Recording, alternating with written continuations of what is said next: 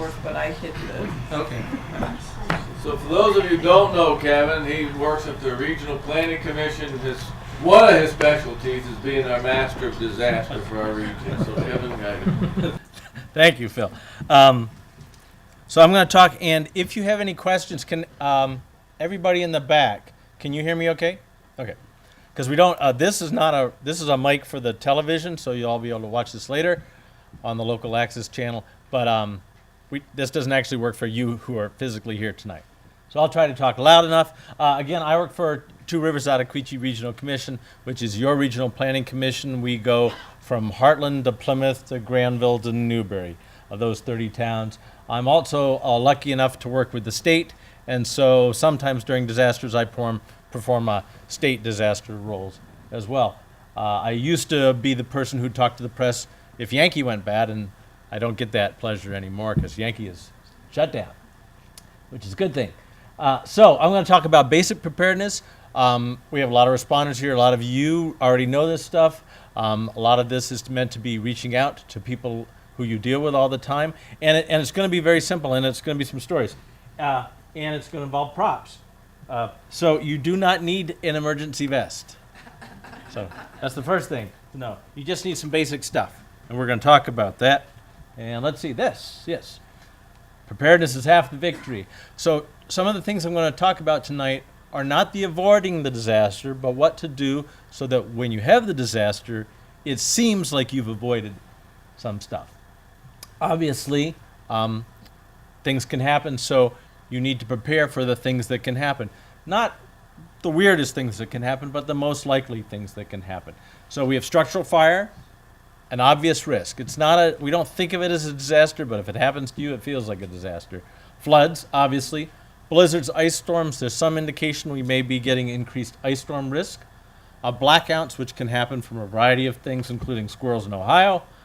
A drought, which we've just had. We had our well drilled at the King Farm today, our office. We're going to have water again next week. We haven't had water for a little while. Heat waves. Likely we're going to have increasing heat waves, and heat waves are going to become more of a disaster issue.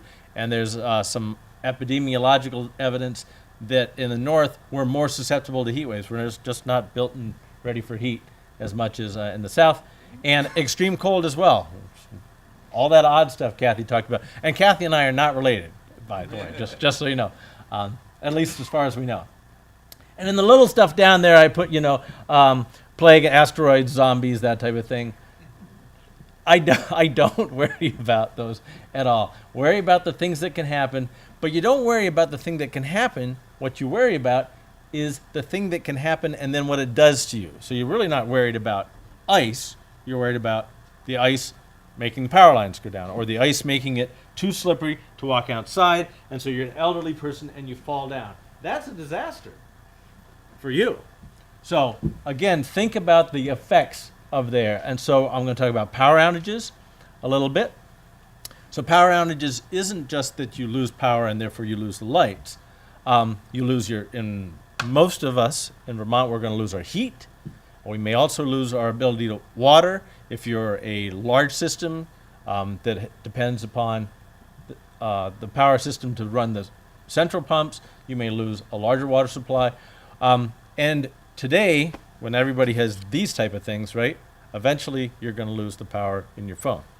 And some people today, I'm old enough that if this doesn't have power, I can actually function as a human being. But that's beginning to go the way.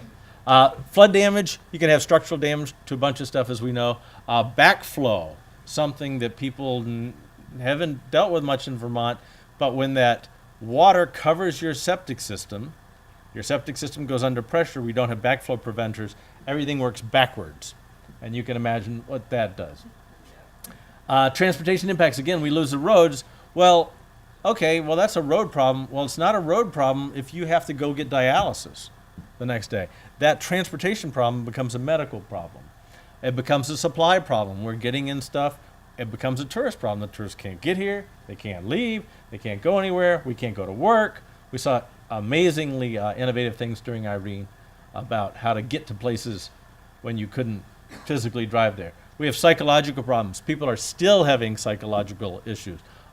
based upon Irene. There are certainly people there, and in the emergency community, I know, now when you get the beginnings of something that looks like Irene may be coming, everybody is much more pays attention to that. And again, structural damage, you can lose your shelter from structural fire, from ice storms, from very heavy snow loads, and then you can need to relocate, and inability to be found. We're going to talk about that a little bit. So these are effects, and then what are you going to do to deal with the effects? So those consequences, if it's just a little bit, if the power went out right now and was out for 5 minutes, we'd go eat a cookie and we'd come back. Fine. If it's out for 1 to 2 days, a little different, but most of us can handle those type of effects. Our houses, if we insulate our houses, we save energy. But if we insulate our houses, they stay cooler in the summer, they stay warmer in the winter. So there's good disaster preparedness to insulate your homes. And then your house can, survive a couple days out there. We get irritated and bored, not to be underestimated that people get irritated and bored. You lose water for a couple days. For those of you who remember in the village, we lost water for a little bit. Doesn't take, missing too many showers and whatnot for people to start to be irritated. So then how are you going to address those issues as well? And we become uncomfortable. Some people get cold or hot much faster than other people, and it's important to remember that. And it's just a doggone mess. 3 to 5 days, things get worse. If you've lost your flushing for 3 to 5 days, if your food has gone spoiled, 3 to 5 days in extreme cold, pipes start freezing, then you've got real problems when they thaw out there. You get dehydrated if you don't have water. You need water. Water is one of the most critical things you're going to need. You actually don't need food that much. I know we worry about food a lot. You just get grumpy. You're not going to die from not having food for 1 to 2 days or 3 to 5 days or even 6 days. But you will be grumpy, that's for sure. And structural damage. Again, if things go on a long time and things freeze up or they get too hot, we can start to have structural damage. After 6 days, it's a very, very different system. And it's important to understand that we have different emergency management systems based upon how long these things happen. And so mainly I'm going to talk about those earlier ones, because once you get into 6 days, a week, 2 weeks without power, things like that, you have to mobilize and go to a very different structure. And you have to hopefully know that's going to happen ahead of time, because the things you're going to need to deal with this, you're going to need to be ordering up. You're going to need some special systems, special contractors, state and federal help. And you're going to be focusing on the disaster. At that point, which was a lot of stuff after Irene, of course, the little things, we said, we're not dealing with those little things right now. I know in our office, we write zoning, we do town plans, we do a lot of that type of thing. Immediately after Irene, it was clear this was a different ballgame. And so Sunday night, we basically canceled all work that wasn't Irene. We said everything else is not happening right now. We're just going to be doing Irene. And we just went 25/8, doing Irene. So I'm going to talk about a little bit, and so this is for the people at home who are watching, but also for you all to pass on to everybody. So basic things to do. Get a flashlight. First off, get a bucket. They have them down at Ace, right? And if you're like me, get some sardines, because you can open it. You don't need a can over. Just open it. Lots of protein, lots of energy in there. My office does not appreciate when I eat sardines. They make me eat them upstairs. That's okay. Get some water before the disaster happens. Get some water. Most of the disasters, not the zombies. Well, maybe even the zombies. But most of these disasters, we have warning. Earthquakes, you don't have warning, things like that. Floods, ice storms, all of those things, pretty much somebody's going to be on the TV or radio going, we might have an issue. Buy some water if you've got time. Load up on water. This is empty, obviously. I'm not this strong to just whip this around. So I just go start filling up buckets to flush the toilet. I fill up these things so I have potable water for a little bit. And this is my most recent discovery. make some boiling water and fill this thing up if you have a thermos. Because you can do many things with it. Number one, hot water. You might need some hot water to do something medical, I suppose. But really, then you can make a cup of tea or just fill this up with like hot cocoa ahead of time. In the winter, having a hot liquid is really, really helpful, and it's very soothing as well. So especially for seniors, this would be the one takeaway I would give seniors. Because we don't need to do 83 different things, right? Boil the kettle of water, fill up the thermos, because they all own a thermos, because they're not stupid, and fill this thing up ahead of time so that they can make themselves soup, they can make themselves tea, and they'll be fine for a little while. Get a flashlight. I have these kinds of flashlights. My family knows that like every time it's Christmas or a birthday or something, I'm buying myself a new flashlight. So I have little dinky flashlights, I have bigger flashlights, I have headlamps, you name it, and get batteries to go with your flashlight. I have a lot of batteries probably now too. But they're very handy, You can use them for all sorts of stuff. Keep them in your car, keep them in your house, keep them on your person, because these type of things also prevent other disasters. If we have a disaster and we lose power and we start bumping around in the dark and we whack our knee or we fall down or we do something else that we didn't need to do, now we've compounded the disaster. And all our responders and a lot of the people in this room, they're going to be working already. They don't need you to be bumping into something and doing something silly just because you didn't have a flashlight. Have a candle.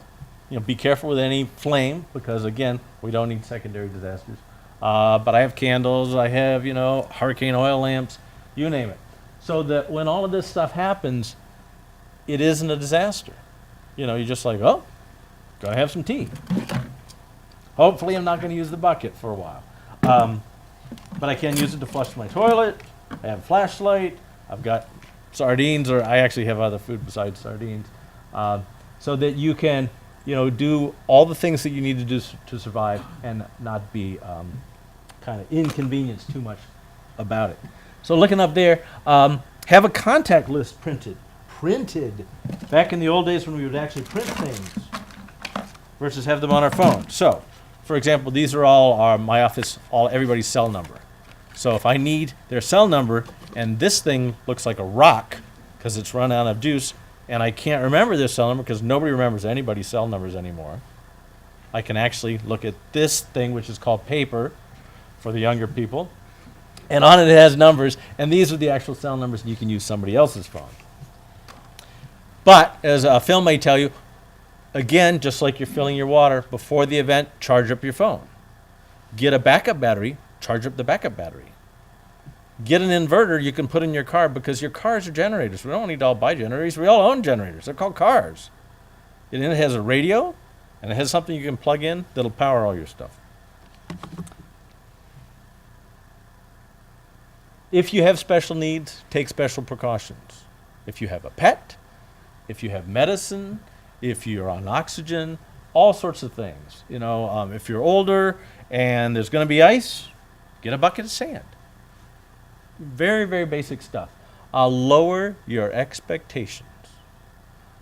Be calm.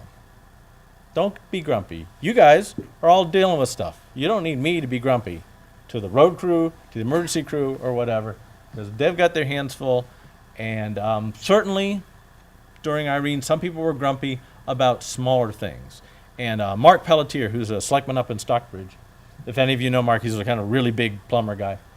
And one of my favorite things that came out of Irene was for the people who think that their glass is, half empty, you need a smaller glass. And that's such a great saying. It's like, get a smaller glass, now my glass is full. Lower those expectations. Know your neighbors. Be a good friend. So I have elderly neighbors next door. When things start to happen, I fill up a bucket of water, I take it over to them. That type of thing. Know those people around you. They may also help you. So let's see. Heed the warnings. They give you the warnings for a reason. And just in terms of terminology, remember when they give you an alert or a watch, it means pay attention. When they say warning, they mean something is going to happen. And in flood talk, when they say minor flooding, that's minor flooding. When they say moderate flooding, that is not so moderate. And when they say major, think catastrophic for us. Turn that fridge to max cold. Again, if you think you're gonna lose power and you're gonna get cold, turn the heat up. Turn those fridge to max cold so the fridge gets as cold as possible. If you're a little extra nutty like me, I actually blue tape the fridge shut to remind people, don't open this because we want to keep it cold. Fill that bucket. Turn up the heat. If you have stuff in wet areas like in your basement, get a pallet now.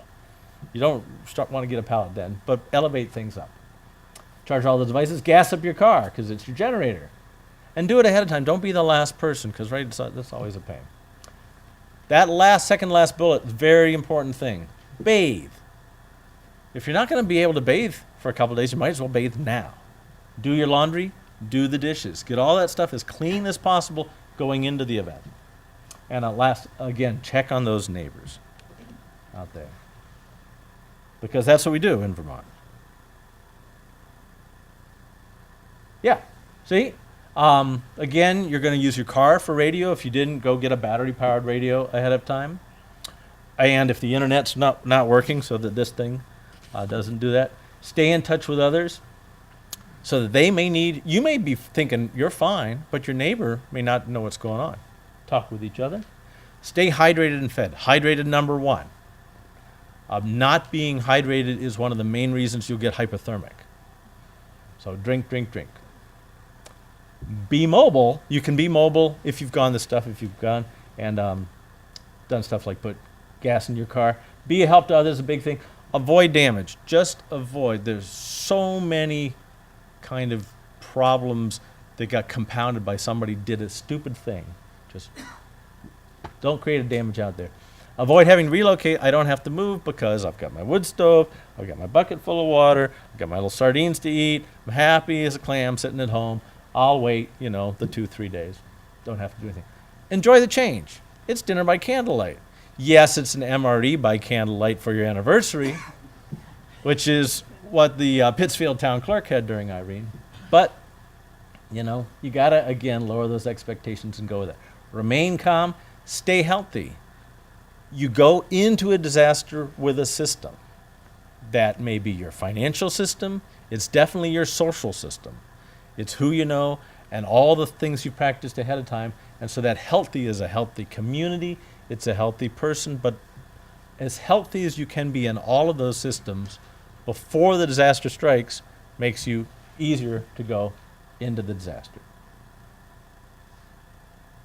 And be part of the solution, which is one of the things we're going to talk about a little bit. And there's a sign up out there. If you're doing all this stuff, then I can actually help other people because I'm not worried. I go, I'm going to spend all my time, not being cold or not being fed or something. Nope, I'm perfectly fine. And then therefore I can go off and I can either go to my job and keep my business going. I can go help my community. I can, in my case, I go help the state. And my family's got all their buckets and thermoses and whatnot. And I leave them so they're perfectly fine. But we definitely want some of you who aren't already in that responder role to think about helping your community. And it does not take enormous amounts of training. You can get enormous amounts of training if you want, but it just takes a little bit amount of training and a little bit of willing to come and be there at the right time and just, remain calm, help the other people out. And so we're going to talk about some training tonight, and there's more training that the town is going to be doing in the future. And so they want you to sign up, if you can, out there later. And again, for the people who aren't here tonight, who watch this at home, go to the town office, I would imagine, and see Phil or anybody else, and feel like, oh, I'd be willing to sign up. And you don't have to be a person who actually has vests like this in your car, like me. You just have to be a person who's organized. There's all sorts of roles that need to take place in disasters that do not involve shoveling sandbags. That's me. That bottom thing, which I know is kind of long, but that's on our website. So on our website, if you went under emergency preparedness, we list all the stuff that the state and federal folks have around emergency preparedness. That includes business preparedness. It also includes things like if you have livestock, what are you going to do about livestock? What are you going to do about pets? What do you do about special needs? What do you do about seniors? A whole different variety of things have different needs, but we've tried to put as much as we can without overloading things onto the website, and so it's right there. So I am glad to take any questions, or we can just keep moving on. Keep moving on. Very good. So the next person. Thank you, Kevin. Our next presenter is Glenn Aaron from Vermont. Hey, Glenn. And Glenn has a vest like this too, just so you know. Sorry.